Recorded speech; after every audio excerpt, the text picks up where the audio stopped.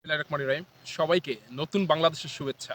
যে বাংলাদেশের জন্য এমন একটি বাংলাদেশ আমরা প্রত্যাশা করেছিলাম, যে বাংলাদেশ হবে সাম্য, মানবিক এবং মূল্যবোধের একটি বাংলাদেশ।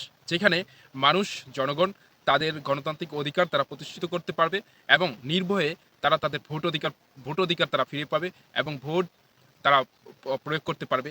সেই প্রত্যাশা রেখেই আমরা দীর্ঘ আন্দোলন সংগ্রাম এবং বাংলাদেশের সার্বভৌম রক্ষায় আমরা দীর্ঘ যুদ্ধ করেছি এবং আন্দোলন করেছি, সংগ্রাম করেছি, জেল খেটেছি, গুম হয়েছি, সম্পূর্ণ এই শুধুমাত্র একটি ভোটাধিকার প্রয়োগের জন্য। গতকাল সেটির প্রয়োগ ঘটেছে এবং মানুষ তাদের ইচ্ছে মতো স্বাধীনভাবে তারা ভোট প্রয়োগ করেছে।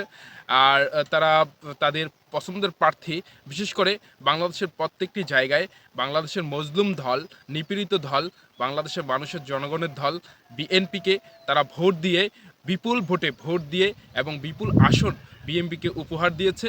220+ আসন বিএনপি ইনশাল্লাহ পাবে। চূড়ান্ত যখন ফলাফল হয় তখন এটাই প্রকাশ হবে আশা প্রত্যাশা করছি।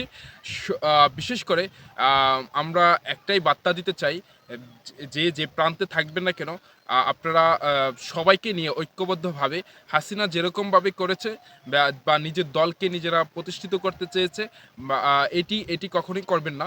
আমরা আমাদের দলের বাহিরেও যারা আছেন সবাইকে নিয়ে আমরা আমাদের বাংলাদেশ গড়তে চাই। আগামীর যে বাংলাদেশ হবে সাম্য, মানবিক এবং মূল্যবোধের বাংলাদেশ, সেটাই আমরা গড়তে চাই।